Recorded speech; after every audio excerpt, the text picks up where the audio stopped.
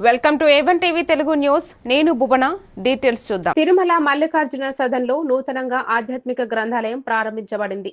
ఈ కార్యక్రమానికి ధర్మకర్తల మండలి అధ్యక్షులు శ్రీ పోతుగుంట రమేష్ నాయుడు, కార్యనిర్వహణాధికారి శ్రీ ఎం శ్రీనివాసరావు, ఇతర సభ్యులు పాల్గొన్నారు.